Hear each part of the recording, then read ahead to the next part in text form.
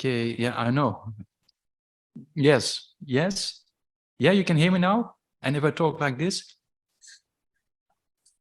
Yeah, joking. I'm just joking with you guys online. Here they know I was not talking. I'm just moving my mouth. Yeah. Okay, we all cooking? Yeah? Kiko is clear? Kiko? Yeah, okay. Okay. All right, so then let's maybe, I just was telling a few stories to the people here in the hall, and I can do the same for the rest of the evening if you want to, but maybe we do something of the topic that we're supposed to be doing. Yeah, before we start, try to generate correct motivation. We're going to talk about, yeah, if you wanted to note, we're going to talk about more of samsaric suffering, and there's a purpose for that. And the purpose is to get liberated from the suffering. Yeah. So last week we talked about that the Buddha first thought about the noble truth of suffering to let us wake up. There is a problem, and we should address the problem and do something about it. Yeah. So that's why we're here, to understand the nature of suffering and to do something about it to eliminate that suffering. And then not only for yourself, but think you do that for the benefit of all sentient beings, without exception, who are stuck in this cycle of rebirth, yeah, by contaminated birth, sickness, aging, and death, as we discussed last time. So generate a wish to free all beings from those contaminated states of existence, right? So generate a wish as a motivation for yourself. Yeah.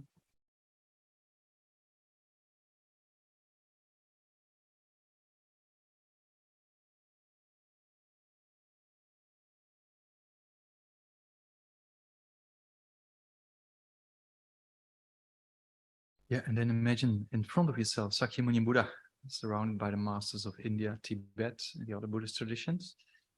And then surrounding yourself, countless sentient beings undergoing those sufferings of contaminated birth, sickness, aging, and death. And then think how wonderful it would be if you can lead them beyond samsara to liberation. And for that purpose, to make an auspicious connection, you start them with leading in the prayers. So we start with reciting the prayers. Now, destroy the one guardians and the full destroy.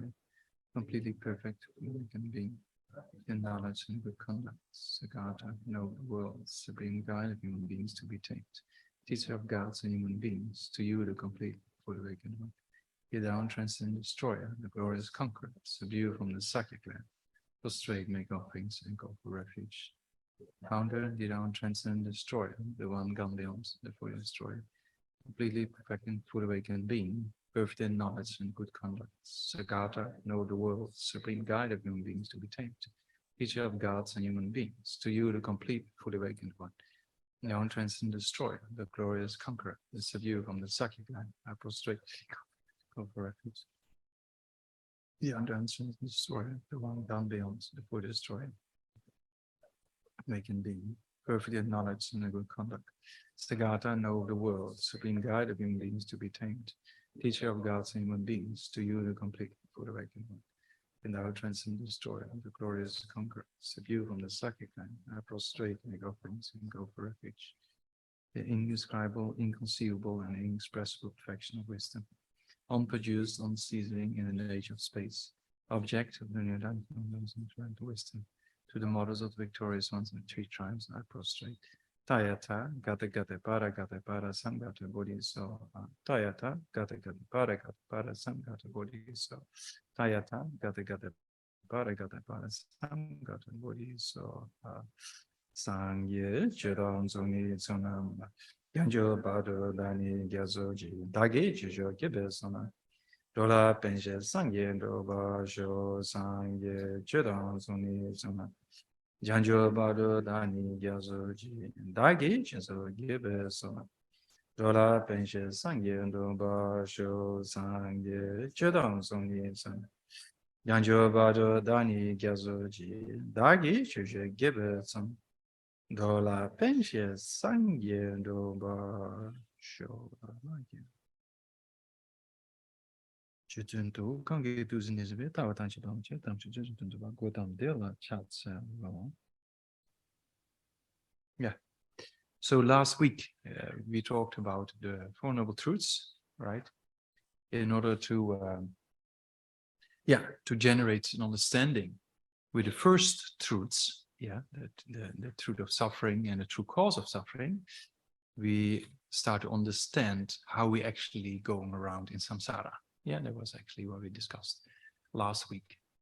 And then the last two truths, the true cessation and the true paths, helps us to understand how to get out of samsara, right? So there's kind of the first two truths talks about how we actually are wandering around in samsara. And the last two truths talks about how to get out of it and how to achieve nirvana, right? Yeah. And in the first two truths, we also saw that the cause of suffering, is twofold: karma and afflictions. Yeah, so as long as you have karma and afflictions, you basically wandering around in this contaminated aspect of birth, sickness, aging, and death. Yeah, so as we saw that last week.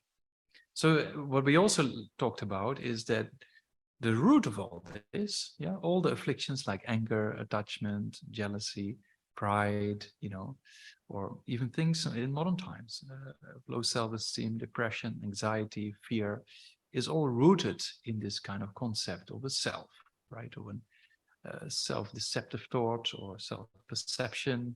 You want some scientific terms, as David Bohm refers to, right? A physicist. But you can also think about what we traditionally say, the grasping at a self. Yeah, so when we get angry, or when strong desire arises, or there's jealousy, or pride, or all forms of destructive emotions or afflictions are rooted in the concept of I am mine. As we saw last time. How dare this person say this to me? I am not like this. I didn't make this mistake, right? As well as, no, that's mine, right? So we see, and I need this, and I need that. And so we see that all the afflictions like anger and attachment and all the other afflictions are rooted in a concept of the self.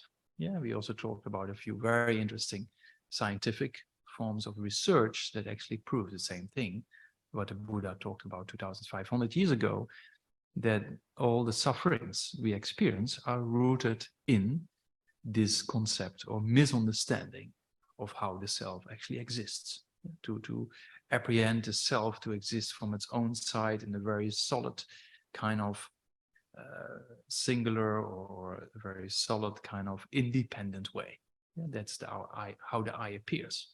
When somebody criticizes you, when you want something out of desire, then there's this strong sense of an I is there. Yeah, so that's kind of a very interesting aspect to see. So first there's this, what we call self-grasping, grasping at this inherent I. Then there's an affliction, either anger or desire or jealousy or pride or all forms of destructive emotions. And then there's an action based on this affliction. And because the actions which are based on these afflictions or destructive emotions, then the outcome of the actions are, generally speaking, not very good, right? So that's why we see that because of this sense of a self, misunderstanding of the sense of a self, there's an affliction and that causes suffering. And we also know that a mind that is full of anger is not a pleasant mind. Yeah, and a mind that is full of very strong desire is also not a pleasant mind. And why is it not a pleasant mind? Because afflictions are actually defined as that which disturbs the peace of mind. Yeah, so when you have strong anger arises, that disturbs your peace, right? You become unhappy. Same with strong desire. When desire is very strong, you see that sometimes when the new phone comes out, in particular expensive ones. I don't know which iPhone it was, I forgot. But there was this story, I think it was Midline China actually, that people were waiting for this phone to come out of attachment, right? And you see how it's related with each other. They were waiting, the store supposed to open at 9 o'clock in the morning. And in the West, it's very similar, no? When there's a new phone, instead of waiting a day or two, no, they want to have it the first day it's possible to get it. you know, so they lining up to this shop who's supposed to be selling it for the first time. So there's this attachment, right? I need this phone being the first one, so that I can show all my friends that I have this new phone, right? And I have this phone, the first one.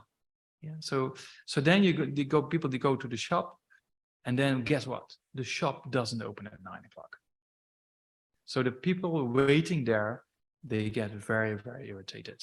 Why? Because they need that phone for themselves. I need this phone. There's attachment, right? So when you separate it from your object of attachment, there's irritation. Yeah. So then anger arose in the minds of the people, and they start to throw things at the window of this shop. You know, so that's kind of, that happens, right? If people are very, very strong in their desires, I need this phone now. And then when it doesn't happen, irritation comes because you cannot obtain that aspect because of I need this. And then irritation comes, anger rises, and they break the windows of the shop, you know. So you can see in that, yeah, and just in your own personal experience, you can see there's various steps, right? There's a sense of a self you think is the most important thing in the whole universe, right? And then because of that, you get this strong desire or strong aversion or anger, and that results in suffering. You know, that is actually what we talk about, the first two noble truths. Of course, it's a bit more complex than that, but that's a simplified aspect of it, right? Because then when we say the cause of suffering is karma and afflictions. Yeah, so with afflictions, we can see there's an I, that I causes an affliction to arise, and then there is activity, right? So karma, you could translate karma also as activity, right? In Tibetan, we say le, right? The Sanskrit term is karma. So le as a translation is basically, you can translate as activity. Leka means to work, right? So there's an aspect of an activity you engage in, you know? So karma is kind of, as I said before, there's nothing mystical. It's kind of just the cause and effect relationships within the continuity of consciousness, right? That's what karma is all about. It's a very, very scientific aspect of reality, although certain aspect of that reality we cannot really understand, but how it works is very, very scientific. If you talk with scientists about how information is carried over time, and then you take one of the Buddhist philosophical schools into account, called the Consequence School, a very, Prasangika school, a very profound school of Buddhist philosophy, the way they describe karma in the form of information that is carried out over time is very scientific, right? So that you can have discussion with biologists, as we did with our Science and Wisdom Live project, and you can have dialogues, as I had with Carla Rovelli, for example. Now we have this new course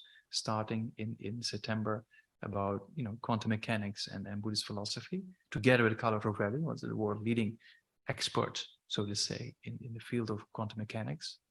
So it's very interesting that the karma is actually quite scientific, you know, although certain aspects of karma are not easy to understand, but many aspects in science we know are not easy to understand, this particular quantum mechanics, right? Feynman was one of the leading experts in the early days of quantum mechanics. He said, I can honestly say that I don't understand quantum mechanics, and I can also say nobody else does either.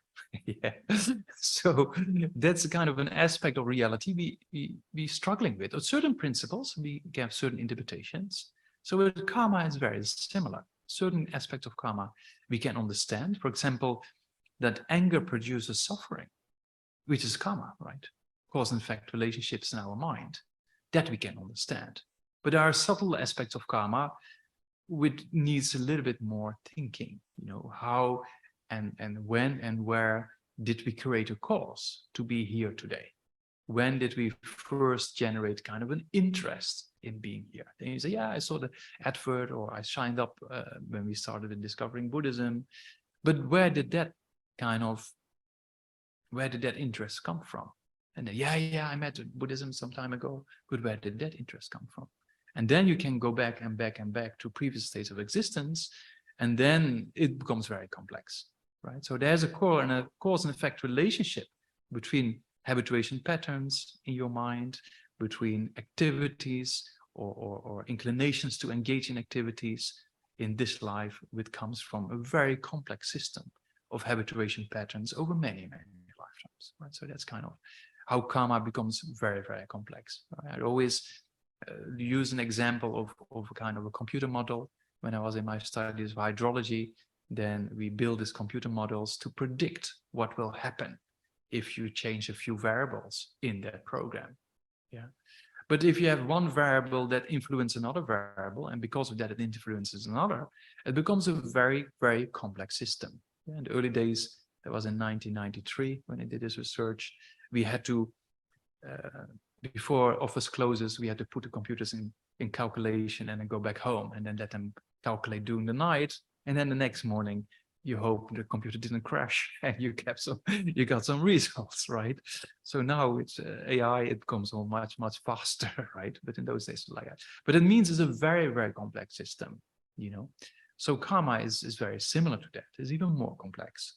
You cannot really, even with those computer models, you can just have a approximation of reality. It's not really the reality, right? So karma is also very, very complex in that regard. Yeah. So David Bohm, he calls it kind of the web, a web of aspects in consciousness. So it's very interesting terminology.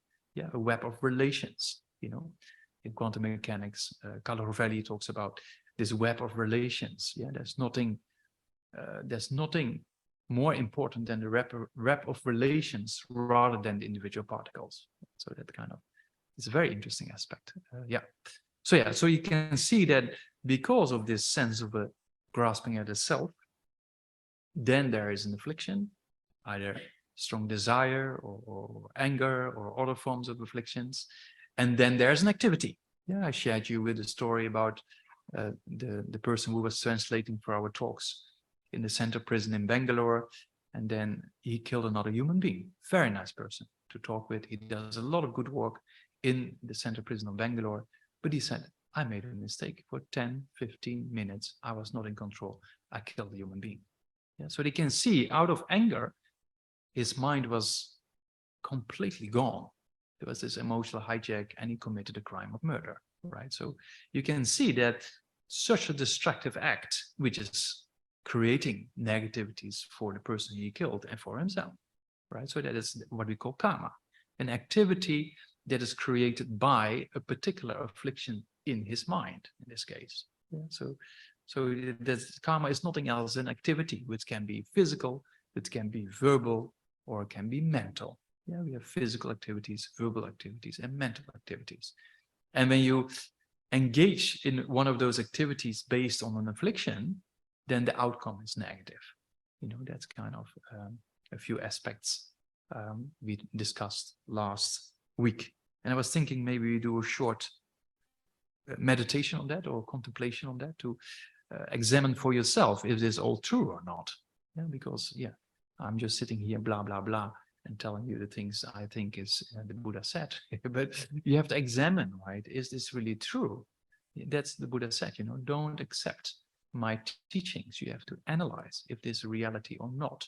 So that's so let's do an analytical meditation and then take an example out of your daily life and then look with a neutral perspective. Yeah, don't get involved in the situation, but with a neutral perspective, try to see, is it what happened when you got, if anger is for you difficult, you can take that as an example. As when strong desire is for you difficult, you can take that as an example and see, initially when it arose, was there a sense of an I, and then after that, did the mind get kind of unhappy or lose this peace of mind when anger came or strong desire came, and then after that, actually a kind of suffering arose in your mind, to see the correlation between the apprehension, as we say technically, or the grasping at this from its own side existing self, that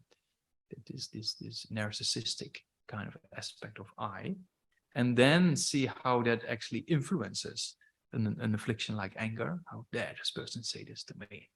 And then there's a reaction based on anger, and the outcome of that reaction was maybe not that fruitful.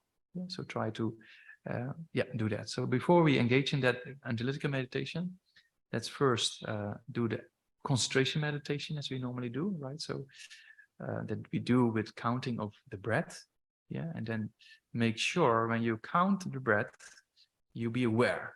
As soon as you hear something outside, or you think something about this morning, or what you're gonna do in the evening, then be aware of that your distraction is happening. With alertness and with mindfulness, you bring back your mind to what you're supposed to be doing.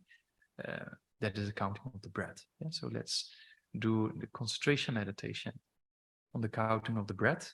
So count every in-breath as 1, out-breath as 2, in-breath as 3, and count from 1 to 10, and then start over counting. Yeah, so let's do this concentration meditation for about a minute or so. Yeah.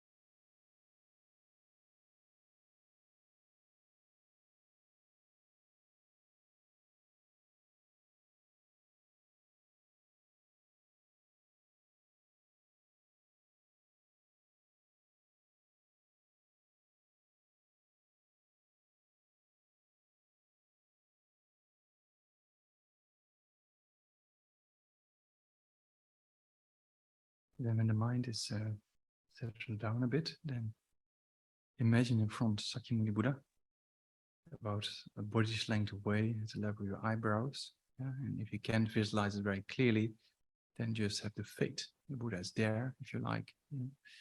And the Buddha is on the throne, supported by snow lions. And there is a lotus sun and moon disk. And on top of that is Sakyamuni Buddha, seated in full lotus position. And his right hand is on his right knee, touching the moon disk. And his left holds a begging bowl filled with nectar. And he has a golden kind of body made out of light, right? So it's all a kind of three-dimensional image made out of light. And he wears the robes of a fully ordained monk and have a very peaceful and smiling face. Yeah? And a kind of crown protrusion.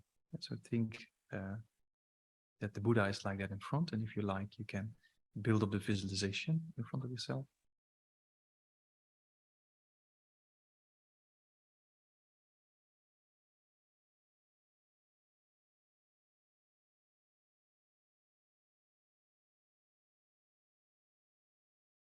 And then surrounding yourself are those countless sentient beings undergoing the sufferings of contaminated birth, sickness, aging, and death constantly. Yeah, just one life after the other, and think how wonderful it would be if I can do something about it. I need to do something about it.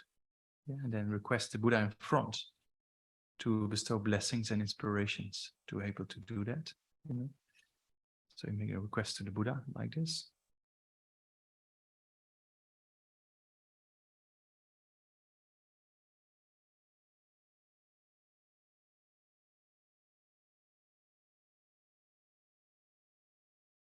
And then the Buddha is very pleased with your intention. And then from his heart comes like first white color of light to your crown. and to sentient beings surrounding yourself. And this purifies all negative karma and pacifies all obstacles of meditation. And in particular, pacifies the obstacles that prevents you from understanding the cause of suffering, you know. So think you receive this white light from the heart of the Buddha to your crown, filling your whole body. And by this, imagine you purify all negative deeds, all negative thoughts, and in particular pacifies also all the obstacles, yeah, to meditation. So imagine this happening for about a minute or so, yeah, the visualization of the white light from his heart to your crown, filling your whole body. So do that for about a minute.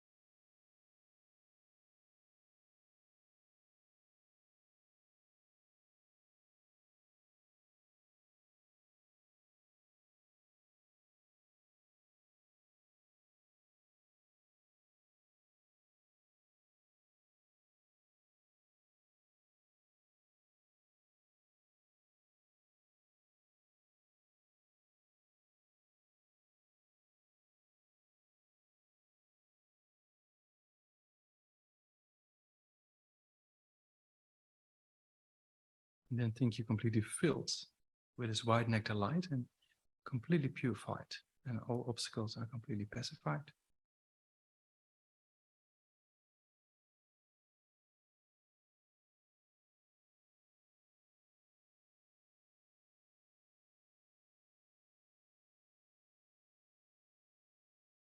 And then again, with the same intention, wanting to liberate sentient beings from their suffering, you make a request to the Buddha. And then this time, from the heart of the Buddha comes kind of golden, yellowish nectar light to your crown, the crown of all beings surrounding yourself. And this bestows the blessings to get the realizations of understanding all the stages of the path to enlightenment, and in particular, to understand the cause of suffering, the topic of this meditation.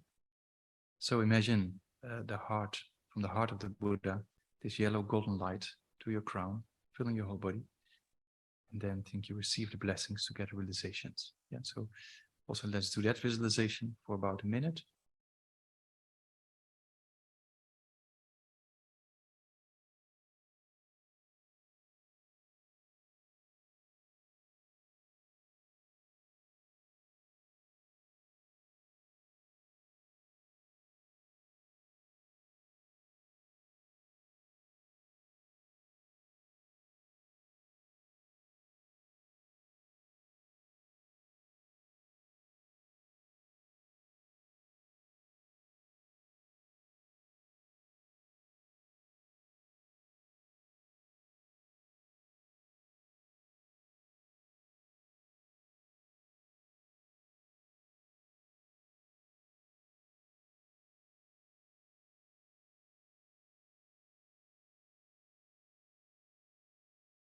And then think here also that you're completely filled with this golden nectar light, and your mind is completely ready to get the insights or the realizations, in particular, understanding the cause of suffering.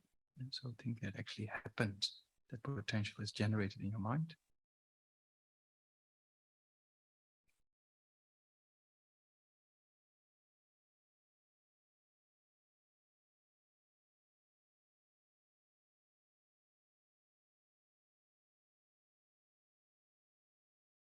And then let's go back to a kind of recent event that you get irritated with a particular person or situation.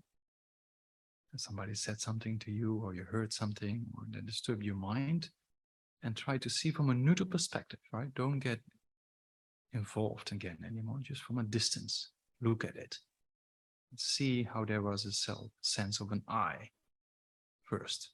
You know, that kind of self aspect of that self-importance, so that you want to protect. And because of that, you say, not true, or because of that, you get irritated. How dare this person say this to me, or I don't like this, you know, I don't like this situation. You know, see how that is related with each other. And then based on that correlation between this sense of an I, and that seems to exist very solid on its own side. There's affliction, anger, and based on that, you might have said something wrong to a person or acted in a wrong way. So see the correlation between the first sense of a self-importance or this ego, so to say, then the affliction, anger that arose, and then you say something which should not have been said, or something you did something wrong based on that aspect of anger. Yeah, so you see the correlation between how the self arose, the affliction, anger, and your reaction based on that, right? If you have something with strong desire that disturbs your mind based on this, I need this, I need that, I want this, I want that, and then you might engage in something unconstructively. So also there you can see the correlation, if that's for you kind of a good example. Yeah, so see the correlation between the sense of a self, of self-importance, the affliction, anger, and then you might have said something wrong, and that's the action, right? Or you create karma, so to say, you know. So yeah, so let's analyze that for yourself, for from a neutral perspective, or a recent event for, let's say, about 3 minutes, 2 minutes, 2.5 minutes. Yeah.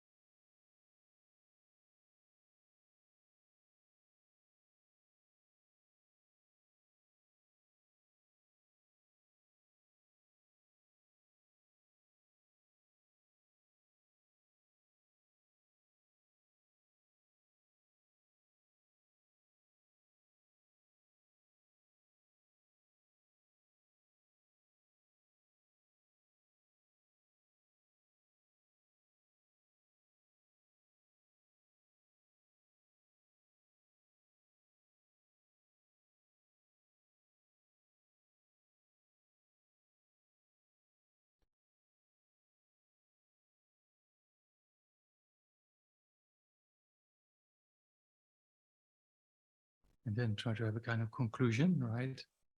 You see, first there was the sense of this self-importance, and then you reacted with irritation, and then you might have said something wrong, and that disturbs your mind, disturbs the mind of somebody else.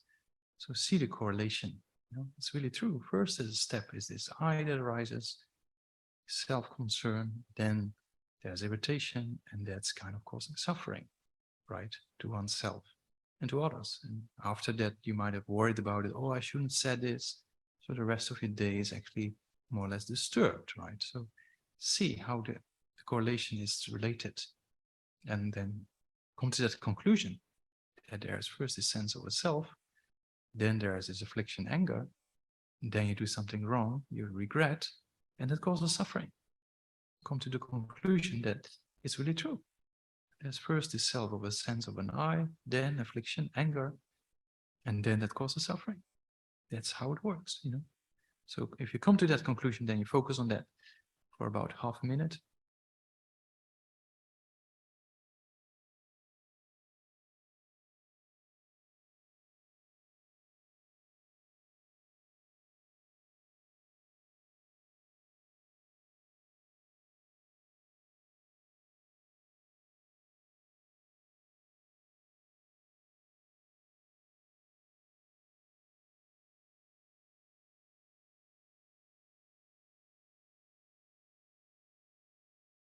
Then imagine, to conclude, that the Buddha comes to the crown of your head and facing the same direction as you are facing.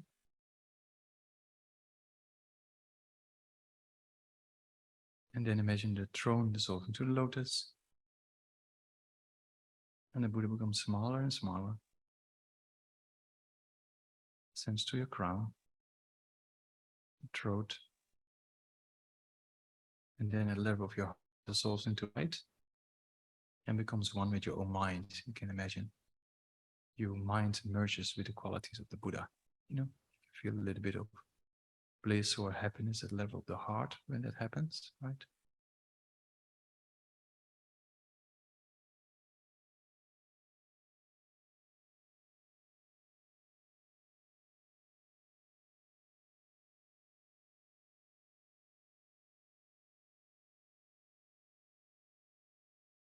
All right, so then we can stop with it.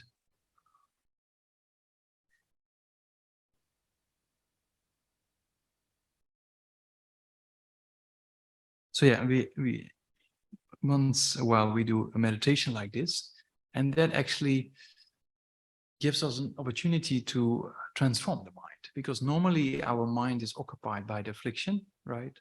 And then we start to believe that affliction, and that causes the suffering. So now we try to reverse that process, to understand, come to a conclusion, and focus on that conclusion, right? So if you do it in that way, if you analyze things, you come to a conclusion and you focus on that conclusion, you get an insight, because you believe that insight through analytical approach of reasoning, right? And that makes you understand the situation much better, and then builds up a kind of potential in the near future to do something about this, you know, to see the destructiveness of this ego aspect and how that creates a kind of suffering. Yeah. So that's a little bit about what we did last week. So this week I was planning to go over the 12 links. You know, we've sent you a kind of few write-up, a few pages write-up, right, with 12 links and a summary of the Four Noble Truths that we went over last week. So today I was planning to go over the 12 links of dependent origination, you know, and the 12 links of dependent origination is very interesting. That there's two kind of stories, how it originated, you know. That one story is Malkyana, or Malkyana is one of the direct disciples of the Buddha, you know, who had this clairvoyance. He could travel to different realms. So he went and saw all the realms. And we're going to talk about it, the various realms in cyclic existence. And then he saw how, with his clairvoyance, he saw how it's all being caused, how this suffering is being caused. So if you're interested, there's a very interesting video. I don't know if I mentioned here already, by one of the Thai forest tradition masters called Mahaboa. So Mahaboa talks about very interesting similar aspects, that because of his incredible concentration, yeah, he got this kind of clairvoyance, right? So he could see over lifetimes the correlation between different beings in different lifetimes. So he saw basically karma with his own eyes. I mean, with his own eyes, in a sense, mental consciousness, right? It's very interesting, you know. So he's in a Thai forest tradition and generated a lot of compassion for beings, because he saw that people were suffering and he knew why they are suffering. He saw the correlation between a suffering state and the cause of that suffering state. Very, very interesting. Yeah. So at the time of the Buddha, Malkyana saw that by his magical powers as well. You know, so even in the present time, there are masters in the various traditions who have this incredible clairvoyance, so can go to those realms and see what's happening. You know, for us ordinary beings, it's quite difficult, right? We do see animals and humans, and that's it for us. Yeah. So there might be more. That's a question, right? So that's kind of a thing we gonna talk about a little bit today. So that's one of the stories. And then the Buddha said, yeah, the people, they lacking clairvoyance to see all this. So why don't you write it down? Yeah, that's one of the reasons we came to the 12 links. Another reason is that kind of one of the kings at the time of the Buddha, he wanted to make an offering to the Buddha. And then he made this drawing, as we're gonna share with you and explain to you. And then in that drawing is actually the the cycle of cyclic existence, the cycle of samsara, but all the realms, as well as the reasons why we're cycling around. Yeah, whether it's about the 12 links. Yeah, so then the Buddha saw that drawing. He said this should be, and that's in the Vinaya literature. We can find that story, that the Buddha said it would be good if you put it in the front of a monastery and nunneries and spiritual places where people can see it, you know, before they go in, to understand what actually is samsara all about. Yeah, so we're going to talk about it. So yeah, so the 12 links of dependence or dependent origination, as we sometimes say. Yeah, so that's number 12. Yeah, so there's 12 links. But first a summary, yeah, before we go into each and individual link. Because we already talked about a few aspects, right? We talked about, what we just did in meditation, is in relation with the first 3 links. Yeah? So there is a kind of a sense of a self, right? This self-importance or this grasping at an I. Because of that, there is an affliction, right? And that affliction causes a particular activity we call karma, or sometimes being translated as karmic formations, yeah, or karmic formation or activity. That's the second link. The first link is ignorance. Yeah, so ignorance is this misunderstanding of the self. Yeah, the first link in the 12 links is we call ignorance, and that is this apprehension or grasping at from its own side existing I, you know, or I and mine, as we talked about last week a little bit, you know. So there's this sense of I need this, I need that, this is mine, you know. That's kind of an ignorance that misunderstands reality, because that I, as we're going to see later on, does not exist the way it appears. And there's a very strong sense of a self that appears in a very solid, independent way, but we're going to see in the model on emptiness that such an I actually does not exist. Yeah, so that's why we call it ignorance, a misunderstanding of reality. Yeah, so you have this, there's the first link is ignorance. Yeah, this sense of an I, yeah, of an inherent I should say, or an inherent self, or from its own side existing self. Because of that, we have afflictions, right? We have afflictions, and because of afflictions, we actually create activity of the body, the speech, and the mind. Yeah, so that's karma, as we say. Yeah, so when there's a second link, so the first link is ignorance, the second link is this activity of the body, the speech, and the mind. Yeah, or either of those 3. So that means based on the mental intention, everything we do, everything we say, everything we do physically, every thought we have is rooted in a previous moment of consciousness. Yeah, there's always an intention or an affliction behind our activities. Yeah, so that's why if there's a grasping at a self, which is the first link of ignorance, then there is an activity. Yeah, so every activity is preceded by a mental state. Yeah, so if that mental state is rooted in ignorance, yeah, in the sense of a self, then these activities are motivated by ignorance, as we say, right? So then there's the first link is ignorance, yeah, among the 12 links. The second link is activity or karmic formation, as we sometimes call it. It's nothing else than acting upon a sense of a self. Yeah, and then often that involves an affliction, or that involves a kind of state of mind. Yeah, so there's the first 2 links, right? There's first is grasping at a self, and then there's an activity. Yeah. So that activity is the second link. Yeah, so we have an activity, but that activity comes to an end. Yeah, we say something for a few seconds. Let's say you get very annoyed with a person. Yeah, because this person says something to you, and you know that I am not like this. I didn't make mistakes. I never make mistakes, right? So that's kind of a sense of a self that produces this anger, because the mistakes are always with others. We know that, right? So that sense of a self produces this anger, and you say something to that person, something harmful, right? So that activity comes to an end, right? So let's say you do that for a few seconds and that stops. So there is a potential there of an activity. And that potential is then planted in consciousness, as we say. That's the third link of the 12 links. Yeah, so first there's ignorance, that ignorance produces a particular activity, right? You say something wrong, that activity comes to an end, and that potential of that activity is planted in consciousness in a similar way as you have a seed that is planted in the soil, right? So consciousness is nothing else than actually the place where these seeds are planted, yeah, of various activities. And we know that sometimes we have a negative thought to the mind and think, where does this thought come from, right? Very interesting. Nothing is random in Buddhism, so that thought has a cause. Yeah, that might be a previous habituation pattern, maybe in this life or maybe in previous lifetimes.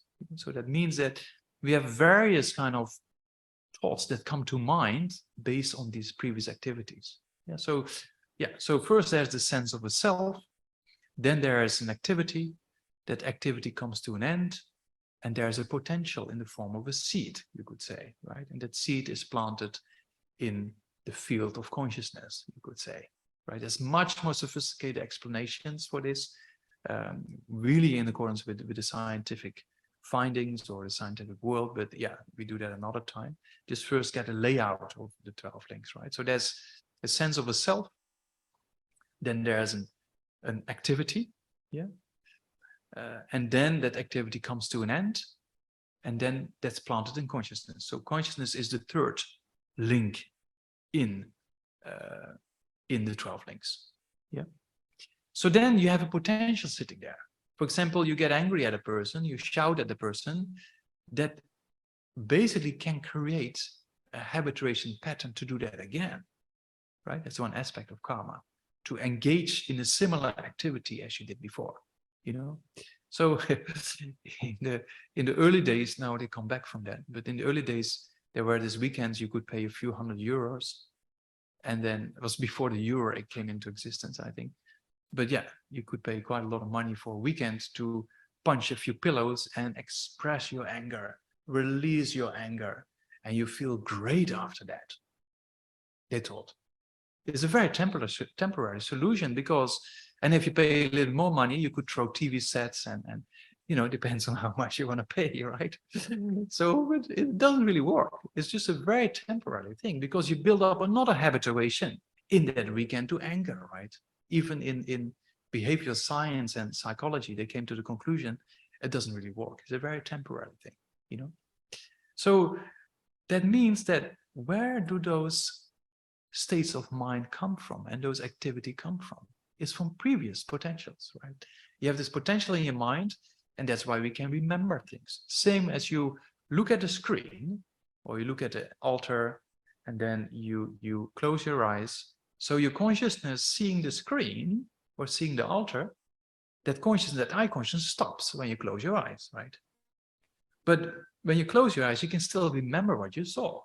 That means it leaves a kind of imprint or seed in your mind that produces memory. Yeah, so that's kind of a very coarse form of explanation how memory works in Buddhist psychology, right? There's much more sophisticated aspect to that, but we'll come to that another time, you know?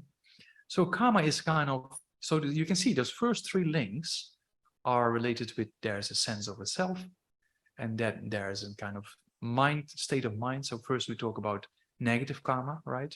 So then there is a kind of an affliction, and this affliction causes you to engage in a negative deed. Yeah, you scold a person, you verbal abuse, you say something wrong, and then you stop that activity, but that leaves a potential in your mind. Yeah, that in the evening you remember, and then you can start to get worried about it, and then you cannot sleep or you lose your appetite. Yeah, so that produces a form of suffering. Yeah, yeah, there's the first three links. Yeah, is that clear? There's the first three links. Then, because the 12 links, yeah, we talked about rebirth already a few times, right? Yeah, so we were prepared, okay?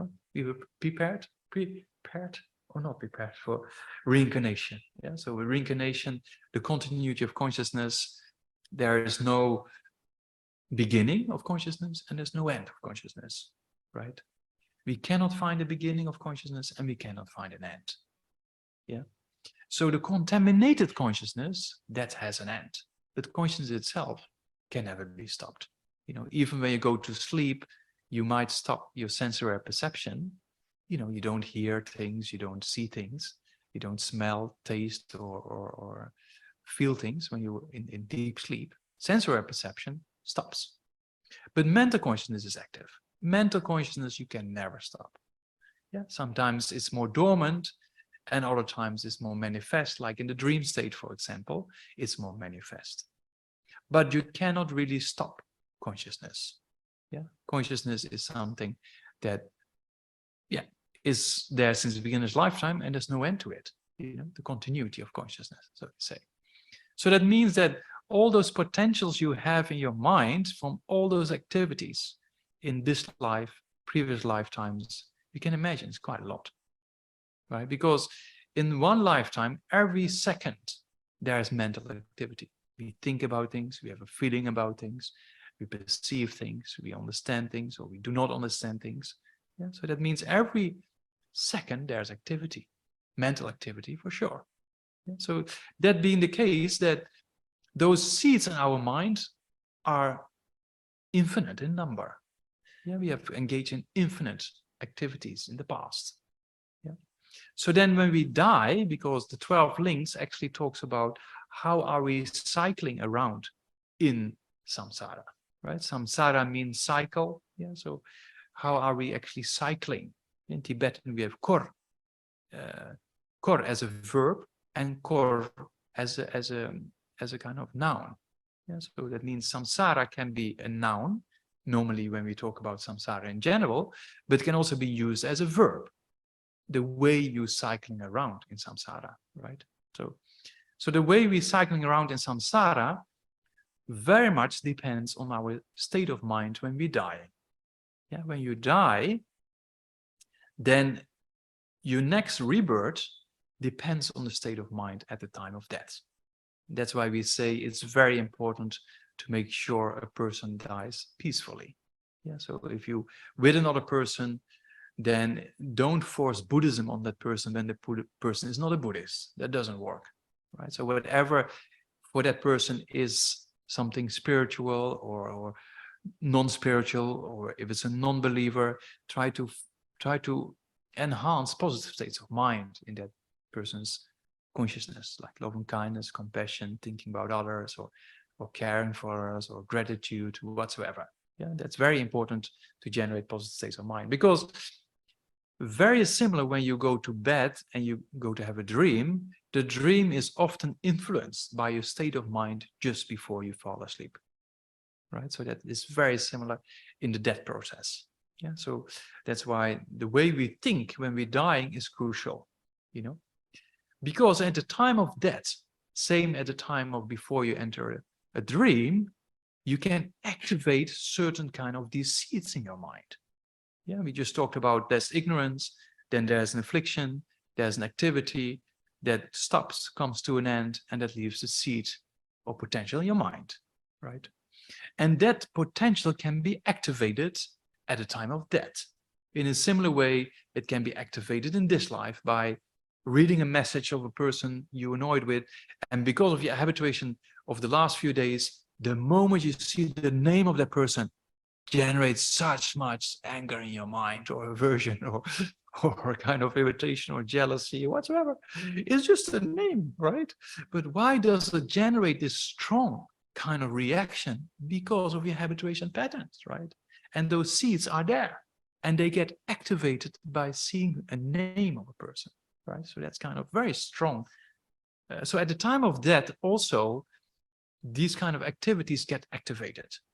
Yeah, so that get activated by two links. Yeah, we call that craving and grasping. Yeah, we're going to talk about later. So craving and grasping are two aspects of attachment, you could say. Yeah, craving and grasping to something you like to justify, or something you like to acquire or like to go to, right? So craving and grasping, or you could say you have a craving and grasping for to never be separated for certain things out of attachment, for example, right? Or you could have craving and grasping to be separated from the things you dislike. Yeah, so you can have different types of craving and grasping. So at the time of death, when craving and grasping happens, it can activate these kind of potentials in your mind. Yeah. So craving and grasping to a particular rebirth, for example. Yeah. So yeah, for example, yeah, a story. When we were in the monastery, yeah. So there's also animals there. So one day a crow, a crow came, and he was very old. So he was sitting in the tree for a few hours, and then he died. Right? I mean, he fell on the floor, and then it was old age. You could see that, right?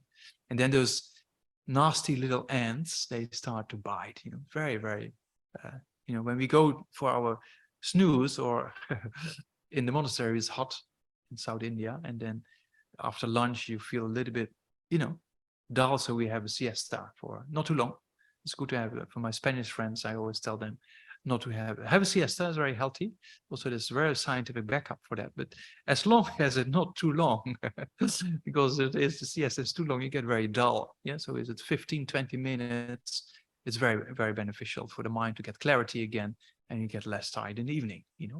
So yeah, then also we have this little ants sometimes, and they just one wakes you up. So then this crow was infested with these ants. Very sad. And then we put the crow in a box, and we went around the holy object to make sure he gets some good imprints for one of the future lifetimes. That's why we see holy objects is the only connection, or meeting a holy being, for beings in the animal realm to make a connection to get out of it. Yeah.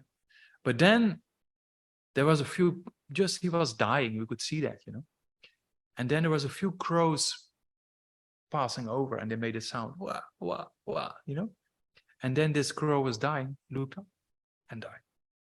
So then I thought, probably he's be born again as a crow, because that attachment to being born there, this craving and grasping could activate something like that. But then maybe next lifetime he flies around the stupa because of connection, and then the lifetime after that maybe he becomes human, and then after that he comes to Jamyang Center or something like that, and then trains his or her mind, and then gets the realization after a few lifetimes, right? So that's kind of happy ending of the story. Yeah. So yeah, you can see there's grasping and craving at the time of death. Yeah. So that's kind of two links that activates this particular potential in your mind. It can be positive and it can be negative. And because of that, you can either be reborn in a higher state or even lower state of cyclic existence. Yeah. So there's another thing we have to understand, that in cyclic existence, we talk about humans, animals, and guess what? Spirits, hell beings, gods. Yeah. So we don't see them on a daily basis, right? We don't really see, most of us don't see spirits. Yeah. But that doesn't mean they don't exist, right? That's kind of a very interesting aspect. There are, like when we die, for example, when your consciousness leaves your body, you actually like in the bardo, in the intermediate state, which is very spirit-like kind of experience, right? Yeah. So yeah, that's, if you don't believe all this stuff, then that's also fine. You don't have to believe whatever I say, right? You have to examine and use things that are helpful for you. But there are states of existence, or dimensions, you could say, that is kind of, animal-like or spirit-like or hellish states, very intense suffering. And then you think, okay, if you believe in reincarnation to a certain extent, then you think, okay, because we're so strong, habituated to seeing a human as ourselves, as being human, then you think, oh, I always been human, on this planet. But then you go down 40,000 years ago, and then the humans, as we see as for now, they were not there. There's just 40,000 years, but you think, oh, 40,000 years, that's a lot. But actually, if you think about billions and billions of years of world evolution, 40,000 years is peanuts, right? So that means if you take reincarnation into account by the various things we discussed before, there's a lot of kind of reasoning in Buddhist text, as we just talked about the continuity of consciousness, and we talked about the various aspects of the scientific angle of children remembering previous lifetimes, right? By Professor Stevenson and then Jim Tucker, kind of 40-year of dedicated research of 2,000 cases. Very interesting, you know. And then also there is this very interesting aspect in science that there can be perception without measurable brain activity in the near-death experience. And that's very well documented. And that's a very kind of, how to say, controlled environment. And scientifically, it's very solid, you know. So that's kind of, there is perception. And then it's also clear that actually in a cardiac arrest, there is no brain activity. Yeah, the oxygen flow to the brain stops within 10 to 20 seconds and the brain starts to die, right? But within a few minutes, you still can play around and with CPR, bring the person back to life. So you have a few minutes with many cases being documented, there was perception, and many cases documented that perception was valid. Yeah, that the person in the operation theater saw what the doctors were doing or where the nurses put their glasses and later could talk about that. Yeah, so that's very interesting, Matt. That's very interesting scientific research being done, right? So Pim van Lommern, from Lommern, we also did one dialogue with Science and Wisdom Live. Is kind of a world leader expert, and he designed the best, I think, in the near-death experience. He designed the best research. Yeah, that was very well reviewed in a very well-respected scientific magazine or a scientific journal called The Lancet. Yeah, so it's very interesting research. Yeah. So yeah, from many angles, you could think about the continuity of consciousness. We did it already quite a few times, but yeah, it's good to contemplate that again and again. Yeah, so then at the time of death, you activate with craving and grasping, you activate actually this karma, right? And then it's kind of what we call becoming. You propel yourself in another future states of existence. Yeah. So then, and then you have a future state of existence, and then you get a body again, and you have perception again, and there is feeling, and there is contact, and then you have again a kind of similar process of getting attached to things, of getting angry at things, and that's how it goes again and again and again and again without end. So that's just a short summary how the cycle actually goes around. Yeah, so let's have a look at the 12 links as such. Yeah, then I explain that if you have the booklets with you, otherwise you can make notes. Yeah. So in the booklets we gave you on page number 7, that summarizes those 12 links. Yeah. Yeah. So first we talk about the links itself, and then we go to the picture. Yeah. So the first link is ignorance. Yeah, and we just talked about you have the sense of the self, and because of that there's an affliction, and you act upon that affliction, and that's the second link. Yeah, so here sometimes we say compositional activity in this chart, and sometimes it talks about what did I say before? Karmic formation. Yeah, you will see different kind of translations. Yeah. Sometimes the second link is called karmic formation, sometimes karmic activity, sometimes compositional activity. Yeah. So there's various terms. So the more you read, the more terms you will see for the second link. But there's nothing else than the activity of karma. Yeah. And then that activity of link number 2 comes to an end, and that is planted in consciousness, right? As we just discussed. So this link number 2, this karmic formation, another term we give to it is what we say throwing karma or propelling karma. That's a karma that has the power to propel you or to throw you in another state of rebirth.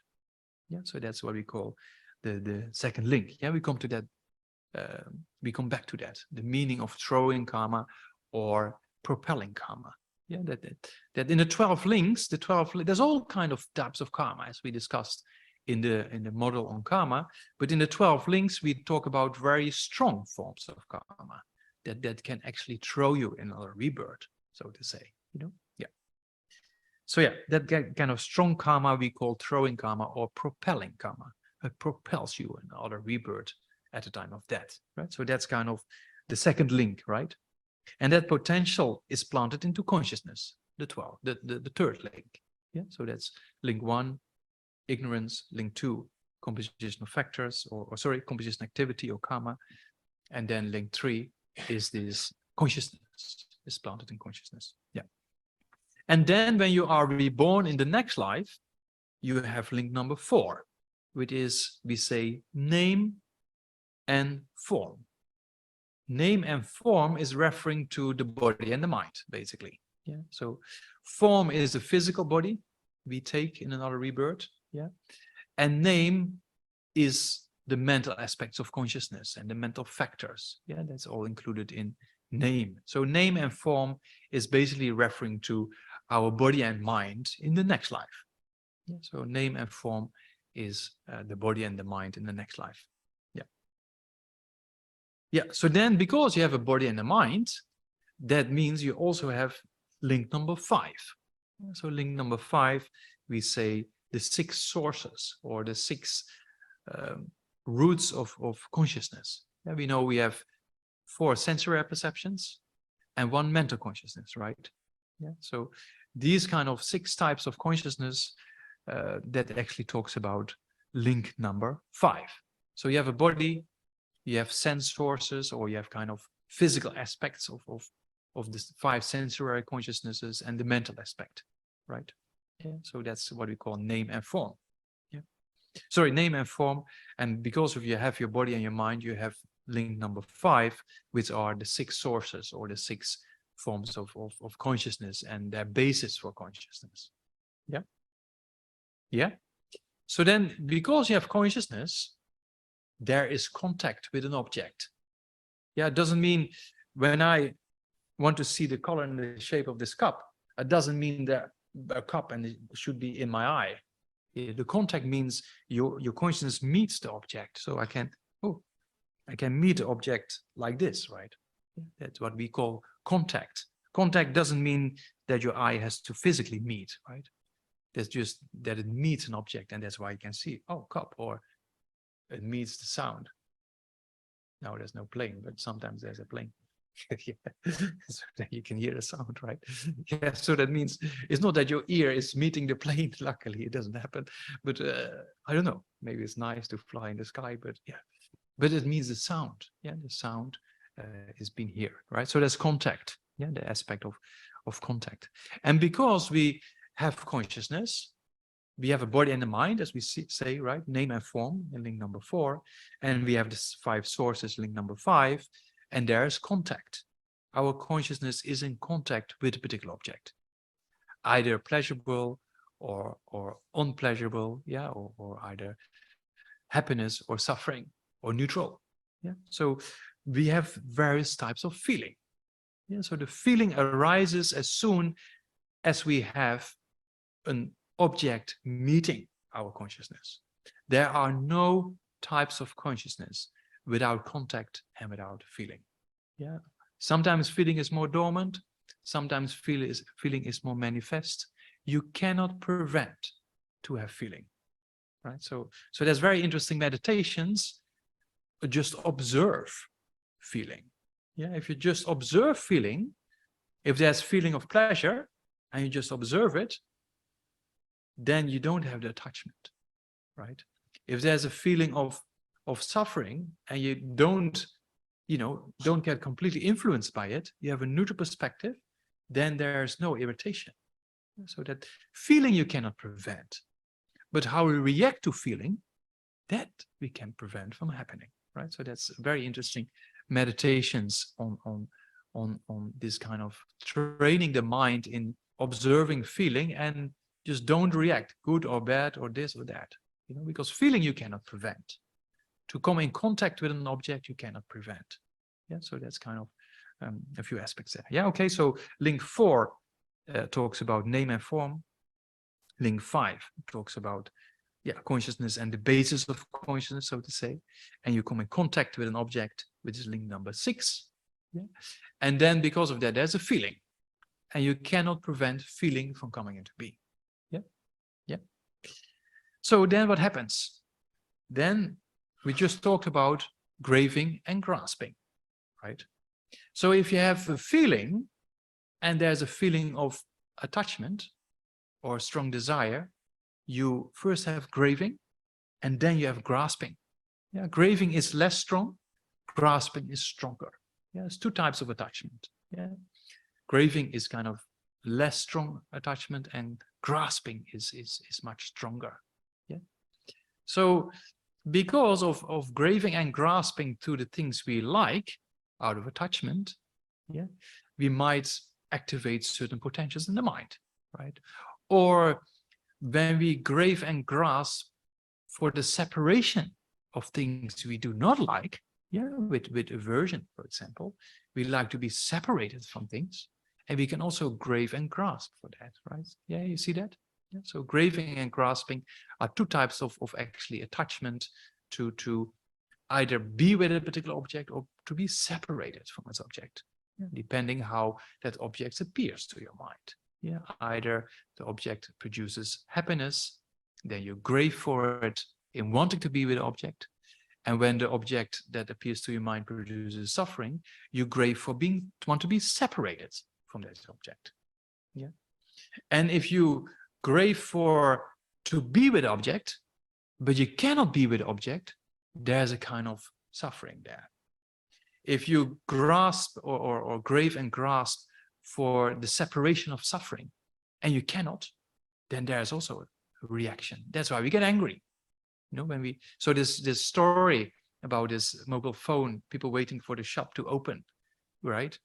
And then they were craving and grasping at their new phone, because if I have this new phone, I will be so happy.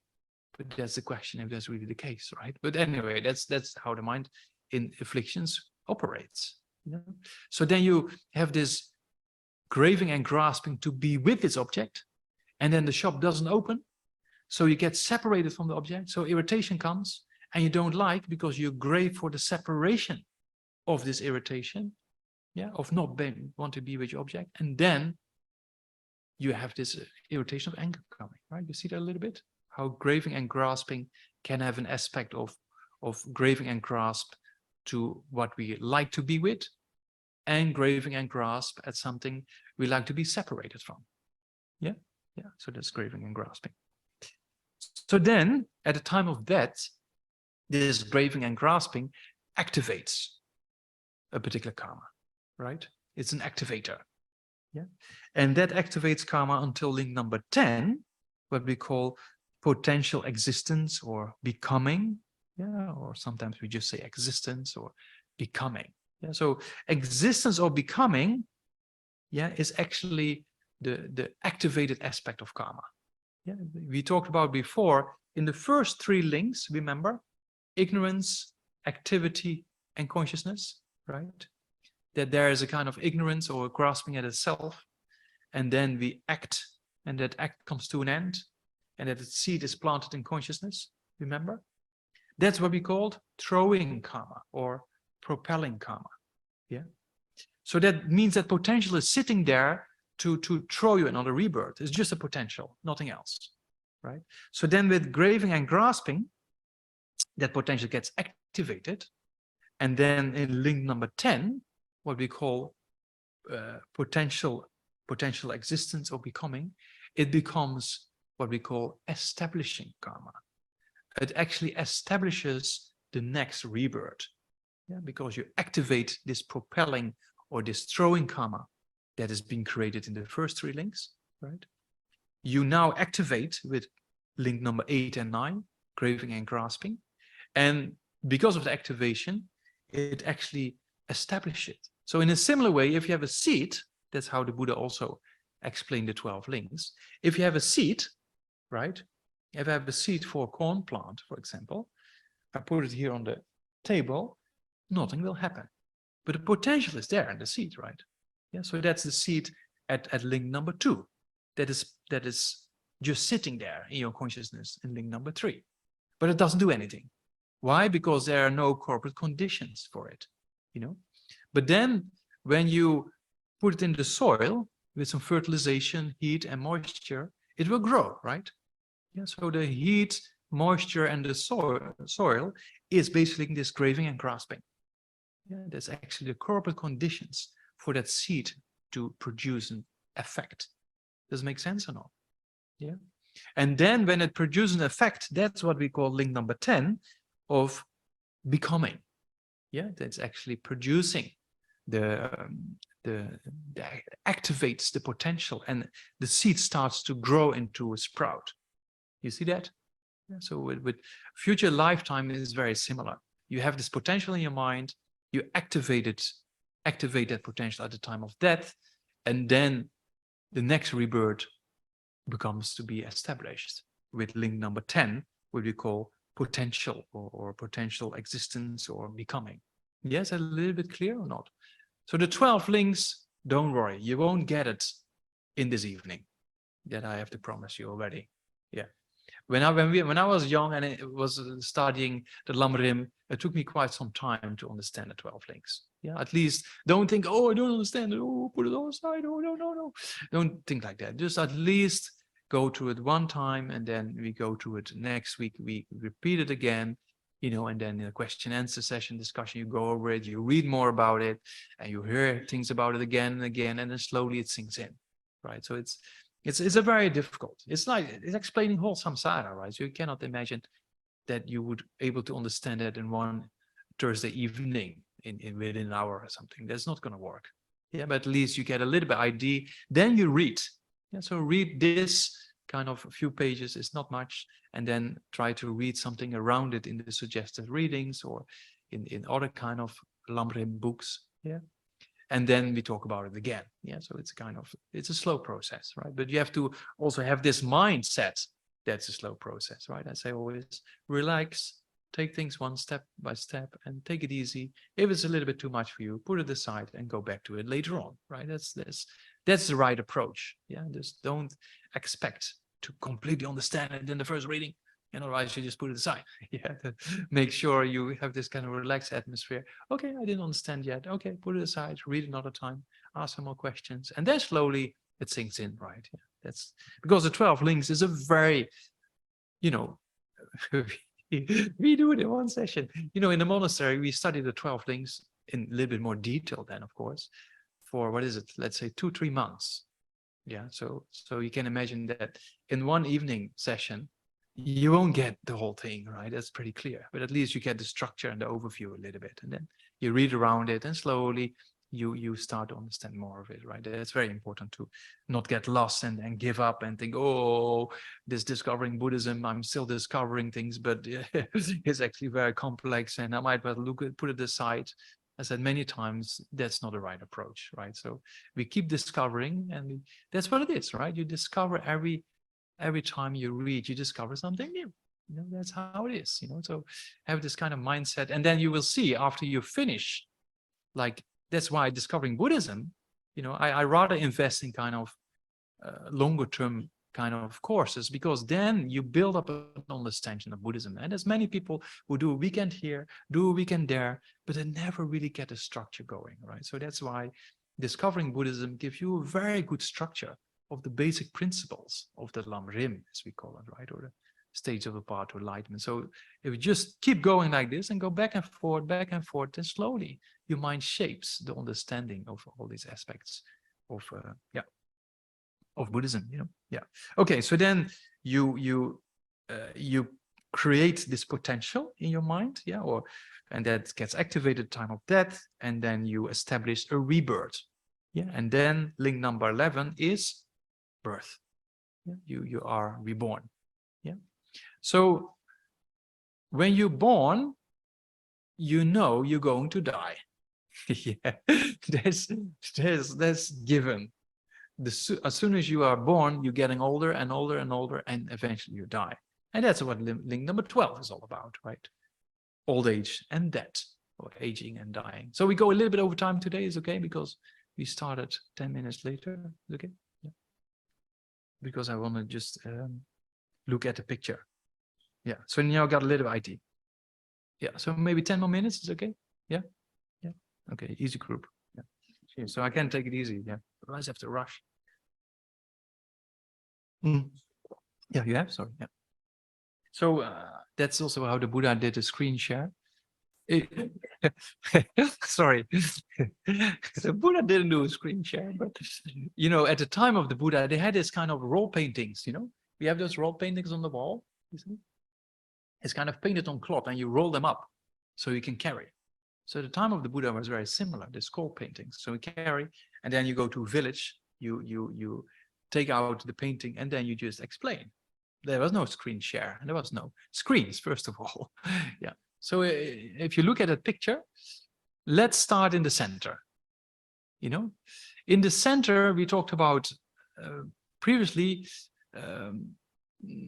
there's, if you look carefully, you see three animals. You see that? There's a pig, a pigeon, and a snake. Yeah, maybe, yeah, you can look, yeah. So pig, a pigeon, and a snake, or bird, whatever. Sometimes there's different types of birds and a snake. So in this drawing, it's not 100% correct. Normally, the best drawing is that the mouth of the pig produces the two animals, the pigeon and the snake, because the pig represents ignorance. Out of ignorance comes the affliction attachment with the pigeon, and the affliction anger with the snake. Yeah, so that means the kasa. That's the center of samsara. There are the three, what we call the three poisons. Remember, we talked about it before: attachment, anger, and ignorance. Yeah, so that's the root of the whole cycle of samsara.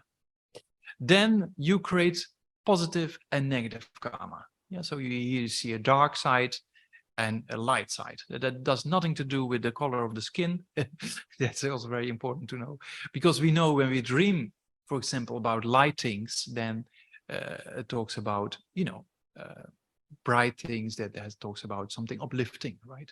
And darkness is referring to kind of, you know, more negative aspects, right? So that's important to know that metaphor, you know. Because, as you know, in Buddhism, even the Buddha was a person of color, right? And most of the great masters of Nalanda, they were persons of color, in particular those of South India, like Arya Nagarjuna and everything like that, right? Yeah. Okay, so there's a in the positive aspect of the bright part of it, on the left, yeah, you see beings going upwards. Yeah, so that's going to the positive states of existence, yeah, or the higher realms like humans and gods. Yeah, there's a lot of happiness, and the more darker aspect is the beings going downwards. Yeah, so it means in suffering states like animals, spirit-like beings, and hell beings. Yeah, so that means in the center of this all is this ignorance with attachment and anger, and that produces activity, right? Based on what we just described, based on a sense of a self, like this pig, you get either angry or strong desire arises, and then you act physically, verbally, or mentally. Yeah, and you create either positive or negative deeds. Yeah, so that represents the bright positive deeds, and the darkish aspect, the negative deeds. Yeah, so there's the two inner aspects of the cycle of existence. Then you see in this drawing 6 sections. You see that? There's 3 on top and 3 in the bottom.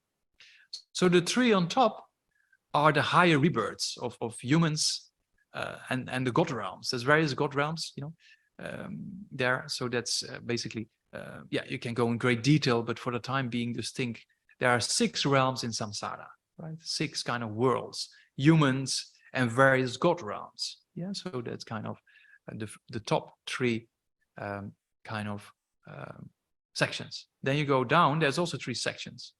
Yeah, and that are the lowest states of existence. You see there on the left, you see beings, animals, you see that? Yeah, so that's kind of the animal realm. Then on the right, you see spirits, spirit realm. And then in the lower kind of section, there are the hell realm, Yeah, so hell realm or the spirit realm is not really a particular location. Yeah, it's a state of mind, as Santideva says. Yeah. So there are the 6 realms in samsara. So you can be born in those various states in cyclic existence. Yeah, if spirits and hell beings and gods are all too much for you for the time being, then you just leave it aside for the time being. There's no issue with that, right? Yeah. Yeah. Okay. Yeah, but yeah, I'm a traditional guy, so I have a responsibility to also keep Buddhism. I try to be a bit more secular, and I've tried to explain with a lot of scientific backup, right?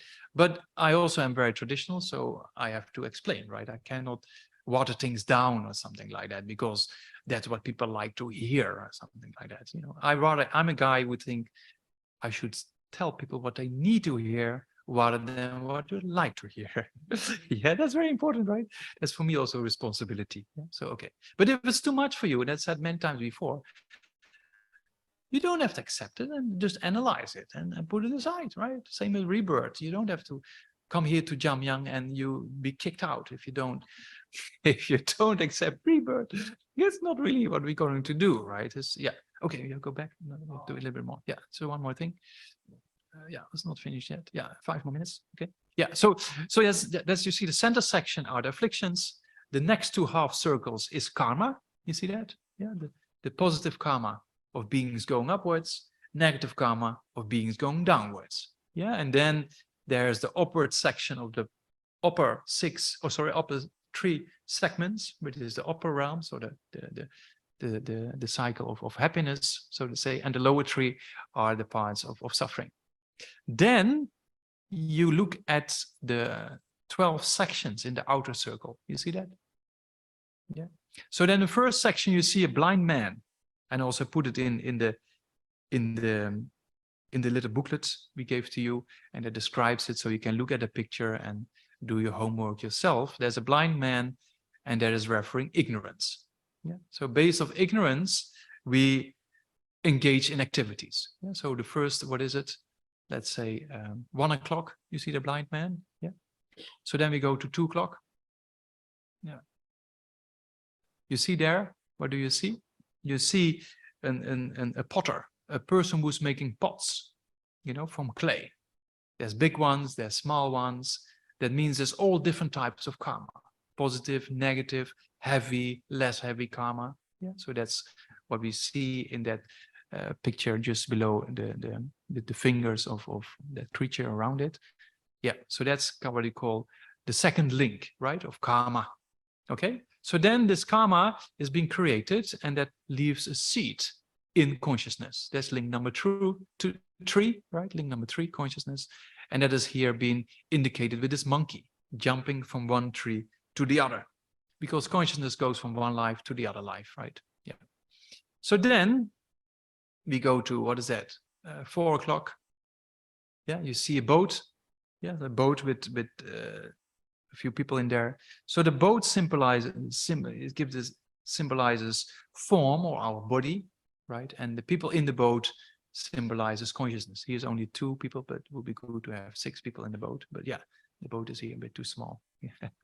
So that's kind of what we call name and form. Yeah, link number 4. Then we go to link number 5, which is the sources, right? The 6 sources. So normally the drawing has an empty building with 6 windows. Yeah, so the 6 windows represents the 6 types of sources for the 6 types of consciousness. Yeah, and because you have consciousness, that's why there is contact. Yeah, so contact is here being symbolized. Normally there's a couple engaging in a particular activity with each other, but here I don't know. Maybe kissing or just holding each other, touching a shoulder. Oh, that's a very brave one. Yeah. Yeah. So that means contact. Yeah. There's also drawings with man and woman, or whatever, a man, a woman, who has contact with each other, right? Yeah. So that's the contact. And then because there's contact, there's feeling. So feeling at 7 o'clock, you see there's a person with an arrow in the eye. Yeah. So the heaviest feeling we can have is when something goes into your eye, right? So that's why an arrow in your eye is pretty painful. Yeah. Yeah. So that's the link of contact. Yeah. Oh, sorry. Yeah. Feeling. Yeah. So contact is a couple, and then at 4 o'clock, 7 o'clock, then the arrow in the eye is kind of the person with feeling. And then when there's feeling, there's graving and grasping. So then in this link in, let's say 8 o'clock, is it? Yeah, 7:30, 8 o'clock. There's a person drinking chang. Chang is kind of Tibetan beer. As soon as you start drinking a little bit, you want more. Yeah, that's kind of the craving, aspect. Yeah, I don't know. Some people have more control, but others don't. Yeah. And then after that, so craving is this first aspect of attachment. When the craving becomes stronger, there's grasping. Yeah, so the grasping is this monkey grasping for fruit. I don't know if you ever saw monkeys in urban kind of places, like in Dharamsala, we see a lot. That when you give a little bit of food, they just go for it. And they eat, and then they can't eat anymore, put in here. And then they try to carry. And then whoever comes, no, go away, mine. Yeah, so that's kind of this grasping aspect. Or those who have seen the movie Lord of the Rings, Gollum is this creature who actually is a manifestation of craving and grasping, right? My precious, that's kind of very strong. Yeah. Okay, so that's craving and grasping, which activates the potential, which you can see in link number 10. And that's about, what is it, at 9 o'clock? Yeah, a little bit over 9. Let's say 10, 9:30. Yeah. So there you see a woman being pregnant. You see, she laying on the tree. Yeah. So that means becoming ready to give birth. And then at 11 o'clock, you're born. Yeah.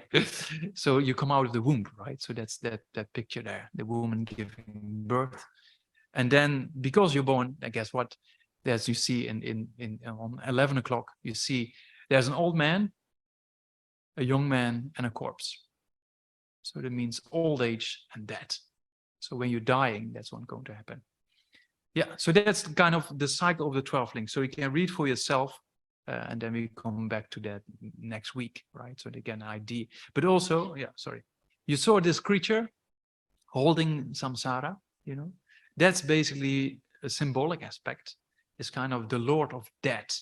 There's no really physical creature like that, but death is going to happen, right? So there's a kind of quite, you see this aspect of the afflictions, and then these aspect of karma and being reborn again and again.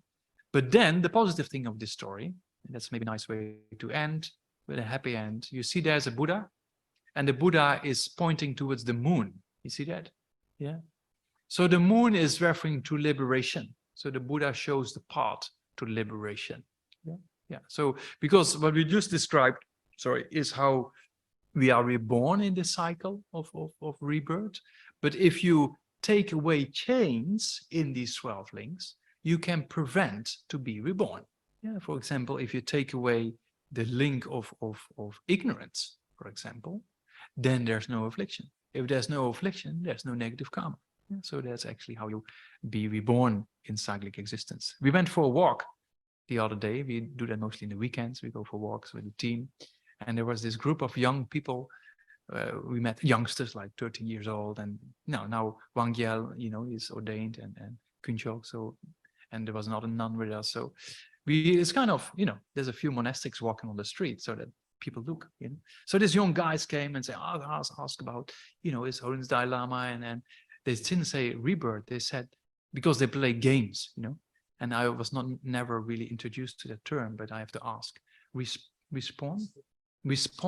They say, how does His Holiness get respawn? Because they think in game terminology, right? Ale, Kiko, sorry. For me, it was also completely new, but in games, it's like when you die, you get reborn again, right? Or you get a new kind of character or something like that. Okay, Kiko, I think, yeah. Because I had to ask people, I said, what does that mean? Because, yeah, if you don't game, then probably you don't know what it means, right? Yeah, so that's another thing you get as a bonus today. Yeah. Okay, so that's a little bit, a very brief introduction into the 12 links. So look at the picture, read the things around it in just a few pages.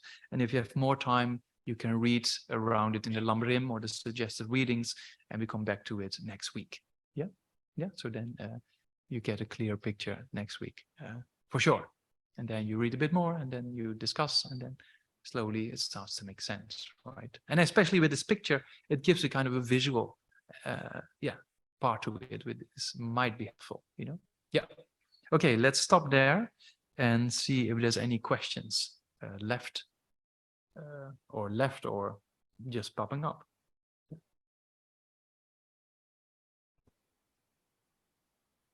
Hi, Geshe. My question is, where did the original seeds of potential karma come from? The original seeds of potential. The first one, you mean? The third link. Yeah. Where did it originally come from that causes this cycle of? Yeah. Since beginner's lifetime. There is no beginning of cyclic existence, right? That's a very important concept to slowly get used to. You know, in a similar way, if you look in the sky in the evening and you see all the stars when there is no light pollution, you see there is no end to the universe, right? This for us very difficult because we always think in boundaries, right? But actually there is no end to the universe. So in a similar way, there's no beginning of consciousness. That means every moment of consciousness is preceded by a previous moment of consciousness. And that's preceded by a previous moment of consciousness.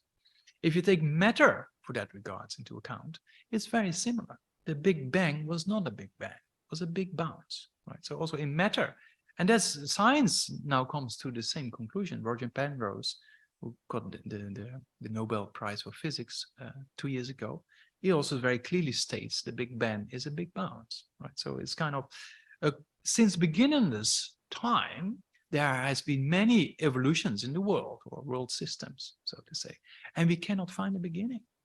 In a similar way, consciousness also, we cannot find a beginning. So that's for us quite a difficult concept because we always think in boundaries, right? But you just look in the sky next few times and then think, oh, no end. Oh, consciousness, no beginning, no end. And then these things start to make sense because we cannot put forward a beginning where it all started. Because whenever things start, has to be created by a previous moment, right? So in that way, we cannot really find beginning. Yeah.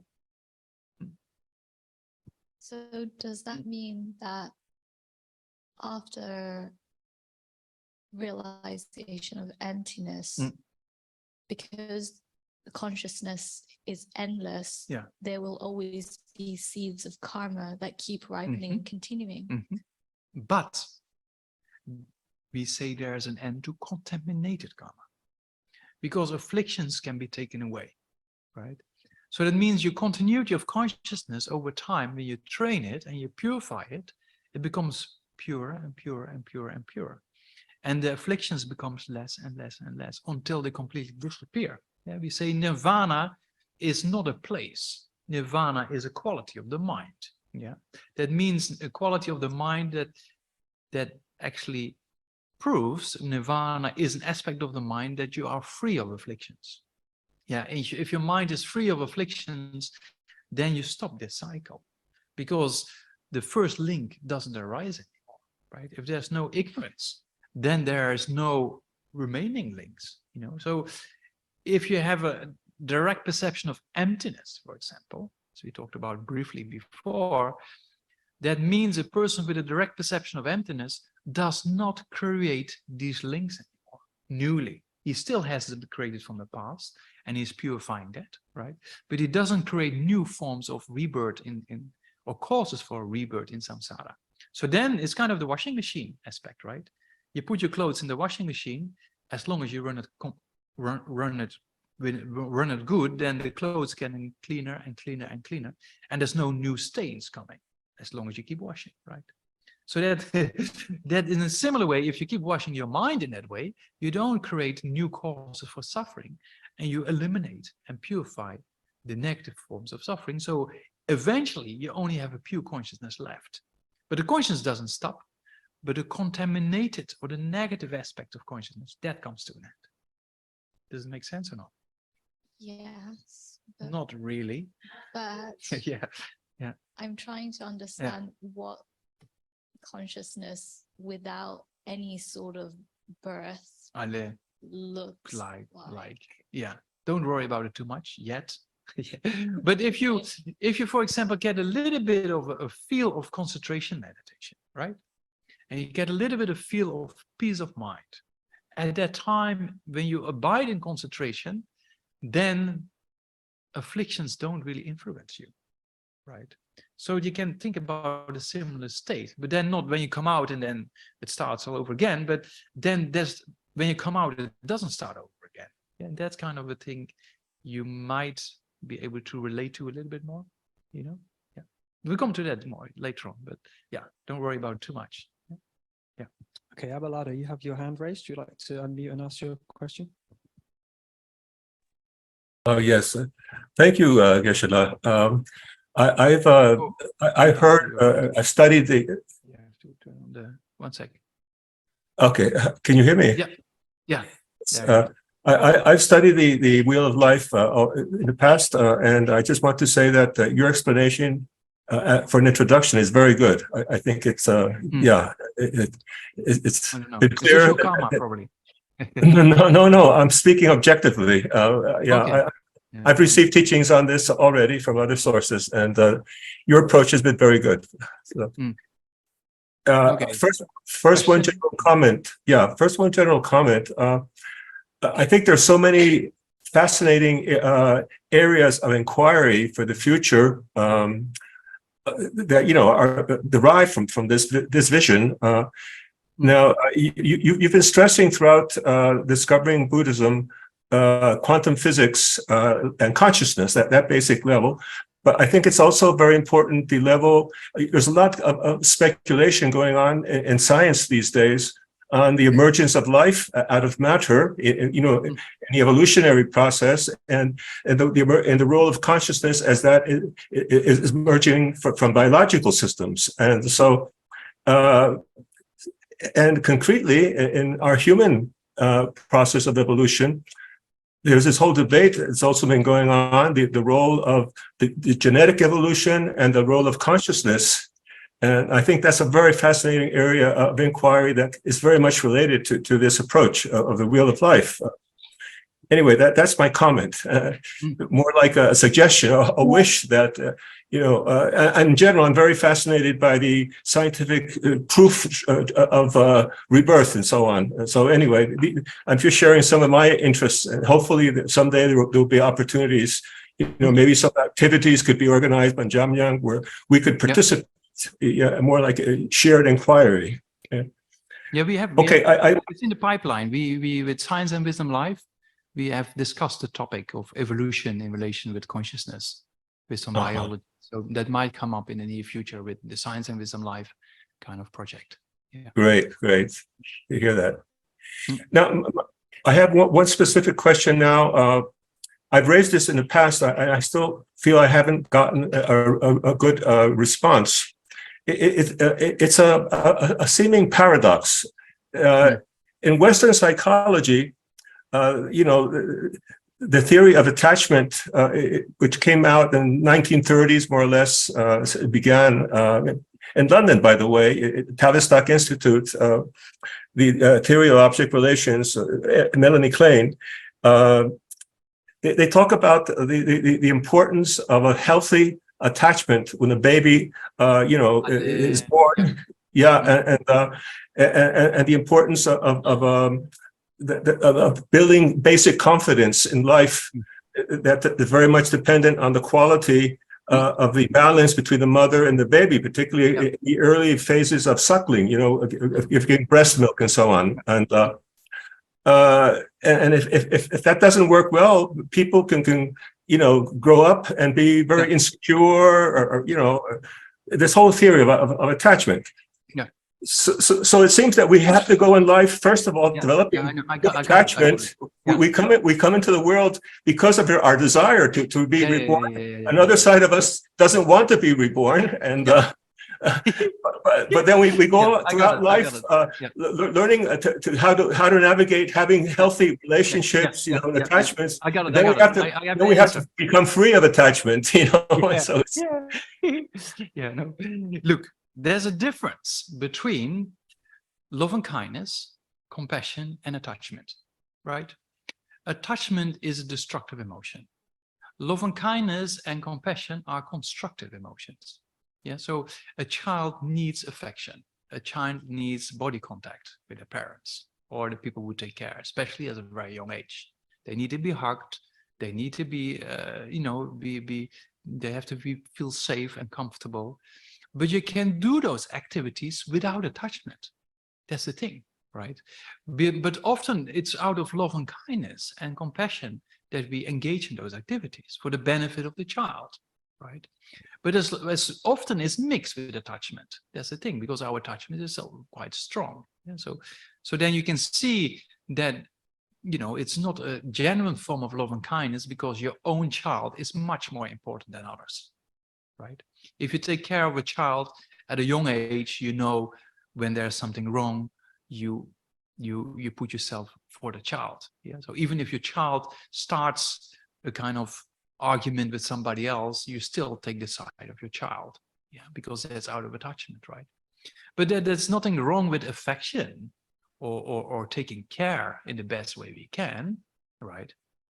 But that can be based on the motivation of love and kindness and compassion without too much attachment.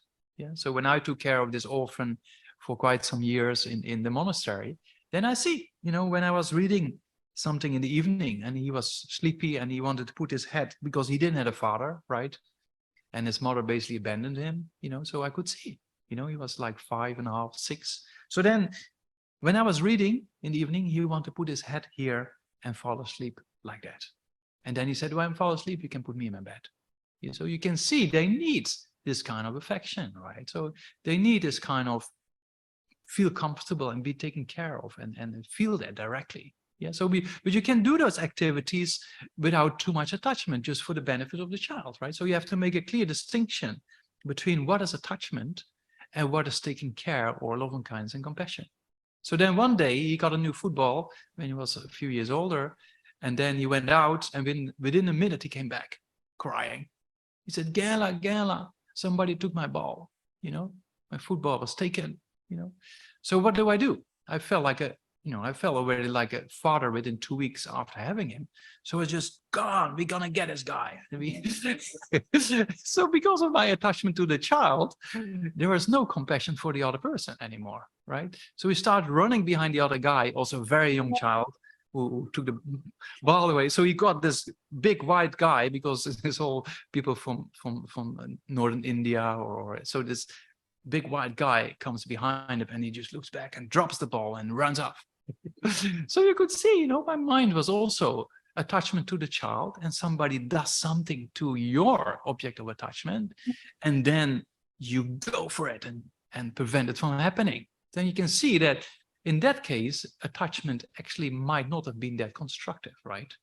Yeah. So you have to be clear about taking care, and affection and love and kindness is very needed, because I had him for 2 weeks, and he decided, you are my father, So I went to Bangalore for just 3 days, and I left him with his other brother and my own mentor. And then he was asking every few hours, when is Gela coming back? Because he had this kind of, how do you call it? Rejection kind of fear, because he didn't have a father and his mother abandoned him, and, difficult, right? So then he was asking every few hours, when is Gela coming back? Gela is kind of an honorific way to talk about the mentor or the person who takes care. So I came back just 3 days away. He saw me, run, Gela, like this, shout. And I had the same feeling. He is my child, because if you take care of a person, within 2 weeks, you generate a very strong connection already, right? So then you can see that sometimes is you want to do your best, and there's love and kindness and compassion, but it's often mixed with attachment, right? So that's kind of a clear distinction we should try to make. No? Yeah. But from the child's point of view, in the example you give, my basic question is, if the attachment that he feels and he expressed towards you, and you reacted, with loving kindness, if that kind of attachment is the same, is a continuation of the attachment of his previous life that brought him into that life, into this life. Of course.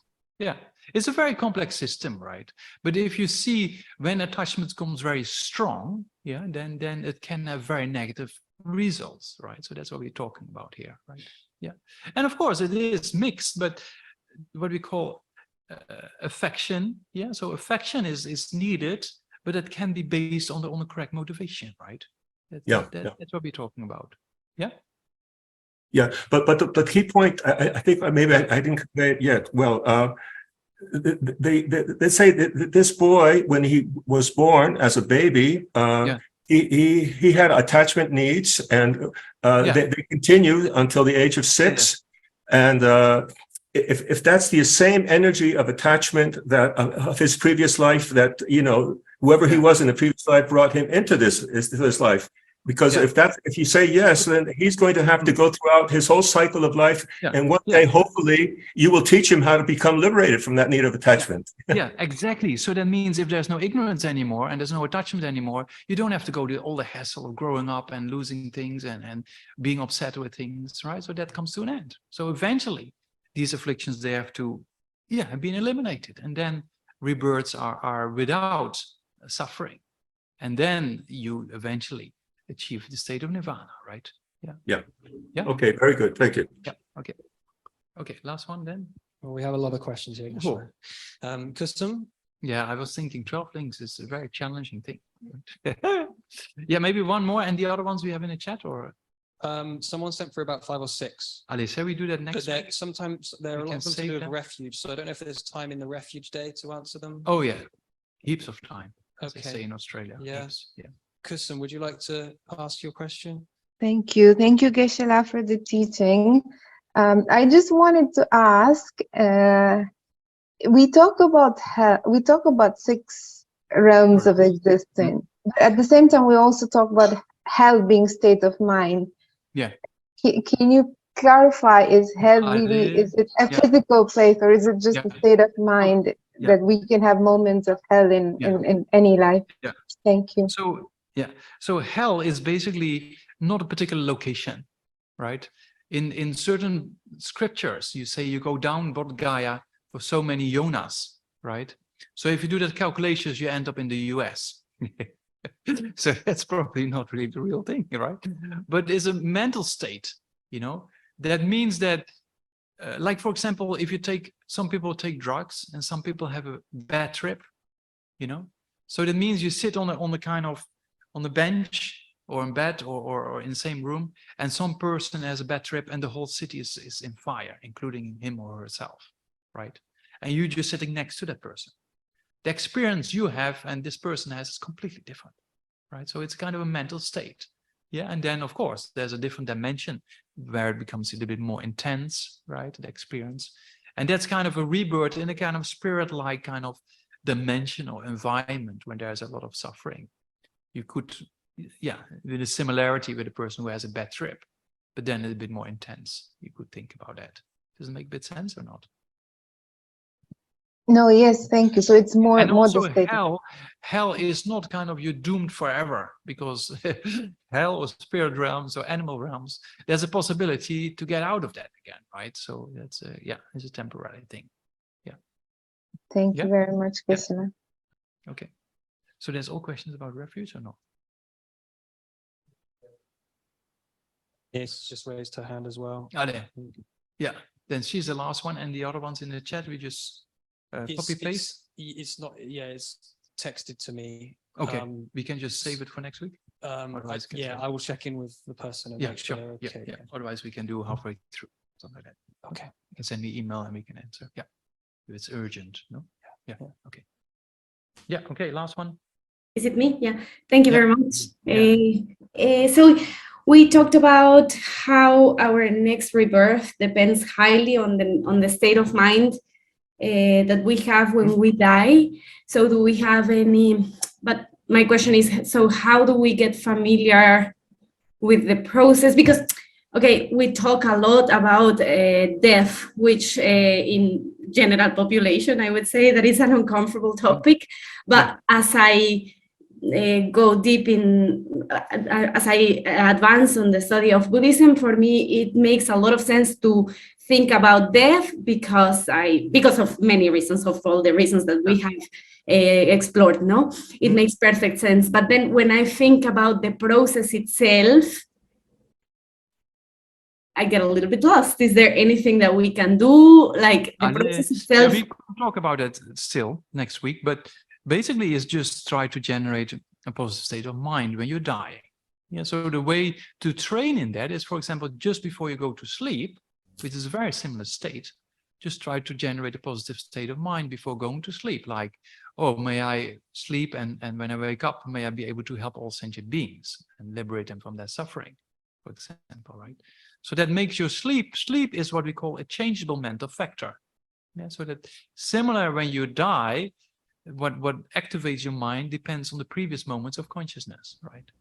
So then if you train your mind every night, you go to bed and you think about bodhicitta or compassion or love and kindness, how wonderful that it all is, then it will influence your dream state even, right? Yeah, so that's possible. So that means if you're able to do that, then for sure when you die and you generate the positive state of mind just before dying, then you go the right direction. That makes sense if I have a peaceful death. Yeah. What if it's like you want to have a peaceful death? No, what I mean is, but what if it happens like in a very I mean, what if it's like so sudden? Like, does it still work? So if you just habituate your mind the best way you can to positive patterns, then even if it's an accident or whatsoever, it will propel, right? The more positive seeds are planted, the bigger the harvest, as we say, you know? Yeah? Yes. Yeah. Okay. Thank you very much. Okay. Yeah, let's stop there because not way, but yeah, just a bit over time. Yeah.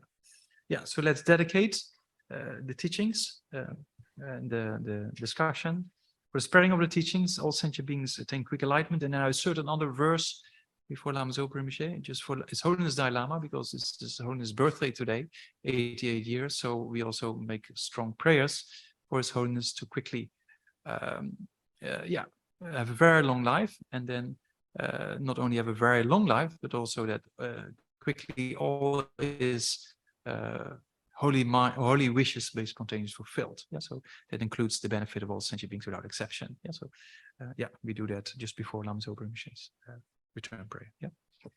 Dagi jine sabe gewa di tendan rowa gundan gambe. Geba jason lozan daba yi tembe ningbo ringdu selje sho. May the glorious Guru's life be long and stable, and may all beings equal in space of happiness. And may I and others, without exception, accumulate merit and purifying activities, and may be blessed to quickly attain Buddhahood. Gare rawe korwe singan so pendan dewa malu jongwe Chenre zegwan Tenzin gyatso jape jite badu tengyu chik. Then Lama Zopa Rinpoche's return prayer. Yeah. Du den jang jang yön ye. Den jong ya bela ga jura ba. Sum de nyu me zin ba ji je ra dao ten ba gun de nyu de jo jan jo san jo ren bo je ma ye pa na ge gu chi ge ba nyam ba me ba yang go ne gong de be wa shu Toni tawa ren bo je ma ye pa na ge gu chi Geba nyamba meba yang gone gonde bewa sure.